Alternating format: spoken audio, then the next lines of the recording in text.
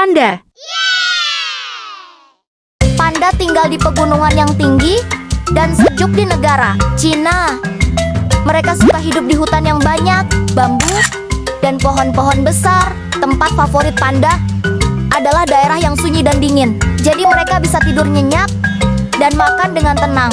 Makanan utama panda adalah bambu.